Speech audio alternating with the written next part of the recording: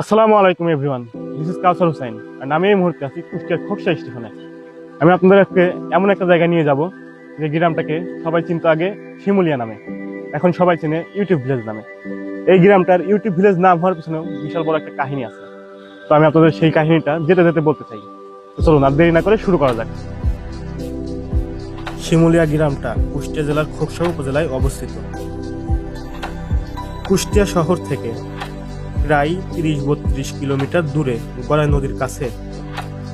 আর ৫টি সাধারণ গ্রামের মতোই এই গ্রামটাও ছিল আগে সাধারণ গ্রাম, কিন্তু ১৬ সাল থেকে এখানকার গল্প পুরোটাই বদলে যায়। একটা চ্যানেলের নাম ছিল অ্যারাউন্ড মি বিডি। এটা শুরু করেন লিটন আলী, যিনি ঢাকায় সফটওয়্যার কোম্পানি চালান। আর তার মামা দেলোয়ার হোসেন স্কুল শিক্ষক। প্রথমে শখের বসে গ্রামের কাছে গ্রামের মাছ ধরা, ঐতিহ্যবাহী রান্না, গ্রামের জীবনযাত্রা ভিডিও বানাতে শুরু করেন। দেখতে দেখতে ভিডিওগুলো ভাইরাল হয়ে যায়। লাখ লাখ মানুষ দেখতে থাকে গ্রামের দাদু দিদাদের রান্না। শত শত লোকের জন্য বিনামূল্যে রান্না করে খাওয়ানো। এমনকি ভিলেজ গ্র্যান্ডফাস কুকিং চ্যানেলটাও এখান থেকেই উঠে আসে। লোকেরা বলতে শুরু করে, এটা তো ইউটিউব ভিলেজ। লিটন ভাইয়েরা নিজেরাই গ্রামের নামটা এভাবে প্রমোট করেন। 2019-20 সালের দিকে পুরোপুরি ইউটিউব ভিলেজ নামটা ছড়িয়ে পড়ে। এখন গুগলে শিমুলিয়া সার্চ করলেও ইউটিউব ভিলেজ আসে। পরবর্তীতে তারা ইউটিউবের ইনকামের টাকা দিয়ে গ্রামের উন্নতি করতে শুরু করে এবং দারিদ্রদের সাহায্য করতে শুরু করে। আর সবচেয়ে বড় কাজ, 2022 সালের 3 মে উদ্বোধন হয় ইউটিউব ভিলেজ পার্ক। 14 একর জমিতে বানানো হয় এই পার্ক। অনেক সময় ধরে গল্প করতে করতে চলে আসলাম আমরা শিমুলিয়া গ্রামে, মসজিদের পাশে। যাওয়া যাক। আমরা আসলে আসছি ভ্যানে করে। আমার সাথে 2টা ছেলে আছে, আমার ছোট ভাইয়েরা। এই ছোট ভাইটা আমার গ্রামেরই, দুজনই। এই ছোট ভাইদের সাথে যাচ্ছি, দেখতে পাচ্ছেন 3 জন একসাথে। ঠিক আছে, চলেন। আপনারা কেউ যদি এখানে আসেন, আসার সময় যদি মোটরসাইকেল বা এই গাড়িটা কিছু নিয়ে আসেন, এগুলো এখানে পার্কিং করে রাখতে পারবেন। এটা পার্কিং এর জায়গা। মোটামুটি 15 থেকে 20 মিনিট মতো জার্নি করলাম। জার্নি করার পরে আমরা চলে আসছি ইউটিউব ভিলেজের কাছে। এই যে আমাদের পিছনে ইউটিউব ভিলেজ আপনারা দেখতে পাচ্ছেন। এখন আমরা 3 জনই ইনশাআল্লাহ ভিতরের দিকে যাব এবং ভিতরের দিকে যেয়ে আপনাদের দেখানোর চেষ্টা করব কোথায় কি আছে এবং কোথায় কি কি করতে পারবেন, কত টাকা টিকিটের মূল্য। এবং তো অবশেষে আমরা টিকিট নিয়ে নিয়েছি। টিকিটের মূল্য বেশি না, টিকিটের মূল্য 50 টাকা করে। আমরা 2টা টিকিট নিয়েছি এবং আমার সাথে একজন গাড়িওয়ালা আছে, তো সেই ভাইয়ের জন্য 30 টাকার একটা পার্কিং টিকিট। এটা দিয়ে সে ঢুকতে পারবে। চলুন আর কথা না বাড়িয়ে ভিতরের দিকে ঢুকি। এই তো আমরা চলে এসেছি অলরেডি ভিতরের দিকে ঢুকতেই দেখতে পাচ্ছেন আপনারা কত সুন্দর চারদিকে ফুল গাছ এবং অনেক সুন্দর সুন্দর ভিউ আছে। আপনারা চাইলে ফটো তুলতে পারবেন এই জায়গায়।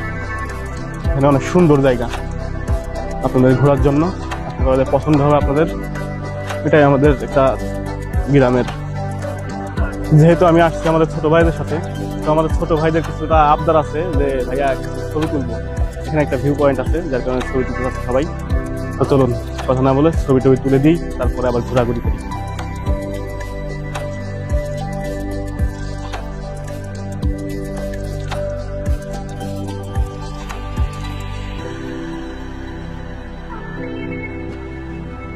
তো ছবি টবি তোলা শেষ করে আবার ঘোরাঘুরি শুরু করলাম। এই সামনে সুন্দর সুন্দর কিছু পরিবেশ এবং ফুল গাছ আছে, দেখতেছিলাম, হাঁটাহাঁটি করতেছিলাম।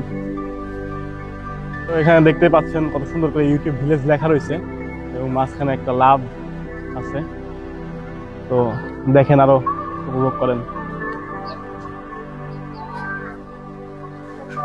মোটামুটি সবাই খুব খুশি এবং আনন্দের সাথে ছবি টবি তুলতেছে এবং পরিবেশটা উপভোগ করতেছে।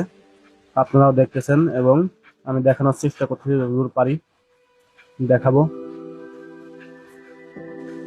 এইখানে বাচ্চাদের একটা ট্রেন আছে, এই ট্রেনটাতে উঠতে গেলে 50 টাকা লাগে। আর আমি উঠবো না, আমি যেহেতু বড় হয়ে গেছি এই জন্য আমি আর উঠবো না। সবচেয়ে মজার কথা কি জানেন, এখানকার দাদুরা যখন রান্না করে তখন তারা ক্যামেরা দেখে একদম লজ্জা পায় না, বরং হাসতে হাসতে বলে আর একটু মশলা দেই, ভিউ বাড়বে। আর আমি আজ এসে ঠিক রান্না করা দেখতেই পারলাম না। দাদুরা তো এখন সকাল সকাল রান্না শেষ করে দিয়েছে, আমি পৌঁছাতেই দেরি। এখন শুধু গন্ধ পাচ্ছি আর মনে মনে খাচ্ছি। পরের বার আসবো আগে থেকে, দাদুদের সাথে মিলে ভিউ বাড়ানোর মশলা ছাড়াবো। তোমরা বলো, তোমরা কোন রান্না দেখতে চাও, কমেন্টে বলে যাও, আমি দাদুকে বলে রাখবো। এখন যে চা খাবো আর আপনাদের কিছু জিনিস দেখাবো, আসেন দেখতে থাকেন। যে এখানে দেখতে পাচ্ছেন দুইটা হাতি আছে এবং ঝর্ণা, আমি উঠে আসলাম। এই যে হাতি, পরিবেশটা খুব সুন্দর। আমরা কিছুটা সময় চা খেয়ে বসেছিলাম এবং আমাদের সামনেই একটা স্কুল থেকে পিকনিক করার জন্য কিছু পোলাপান আসছিল, তারা গান টান করতেছিল এবং নানান রকম অ্যাক্টিভিটিস করতেছিল। এখন আমরা আবার ঘোরাঘুরি শুরু করলাম। আমার সামনে দেখতে পাচ্ছেন খুব সুন্দর একটা ফটোশুটের জায়গা আছে, একটা না আসলে 3-4টা জায়গা আছে ফটোশুট করার মতো। তো আপনারা চাইলে এখানে ভিজিট করতে পারেন এবং দেখতে পারেন খুব সুন্দর সুন্দর ফটো প্লেস আছে, তাহলে ফটো তুলতে পারেন। আজকে মোটামুটি অনেক ঘোরাঘুরি করতেছি, এখন ঘোরাঘুরি শেষ করব। আজকে অনেক বেশি ঘোরাঘুরি হয়ে গেছে, যার কারণে আর কি চলে যাবো। এখন আমরা এখানে আছি, এখানে আর কি প্রেমিকেরা বসে থাকে বেশিরভাগ সময়, আড্ডা টাড্ডা মারে। তো একটা ঘর আছে, এই ঘরের ভিতরে এসে গল্প টল্প করে, আড্ডা টাড্ডা মারে, ঠিক আছে। তো আমি আপনাদেরকে সব দেখাতে পারতেছি না, সব ইতিহাস।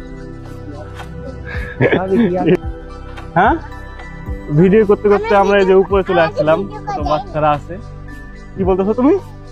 ওদের ভিডিও কল যায় না কেন? তোমাদের ভিডিও করলে কি সমস্যা বলো? মাদ্রাসা থেকে আসছি না, আমরা এখানে পিকনিক করতে আইছি। তোমরা এখানে পিকনিক করতে আসছো? কোথা থেকে তোমরা এখানে কোথা থেকে আসছো? কেন? হ্যাঁ বলো, তোমরা কোথা থেকে আসছো? স্কুল থেকে। স্কুল থেকে? তোমাদের স্কুল কোথায়? আমরা আহু বলতে। তুমি বলতে পারো না? তোমাদের স্কুল কোথায়? আচ্ছা, বড় বলে যাবে। ও আচ্ছা, ঠিক আছে আপু, ধন্যবাদ। ওকে, আমরা একটা গাছের উপরে চলে আসছি, বলতে পারেন গাছের উপরে ঘর। এই ঘরে আছে এখন, জানি না আপনারা বুঝতে পারতেছেন কিনা, তবে আমি যতদূর বুঝতেছি আশা করি সব বুঝতে।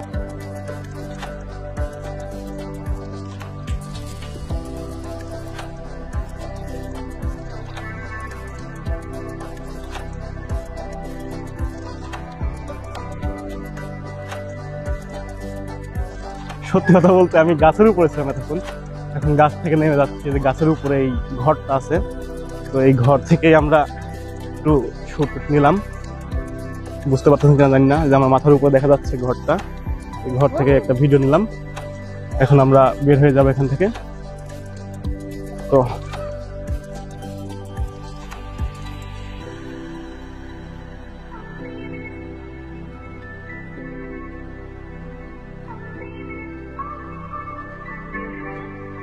তো আজকের মতো ভিডিওটা এখানেই শেষ করতে যাচ্ছি, এখন আমরা বের হয়ে যাচ্ছি।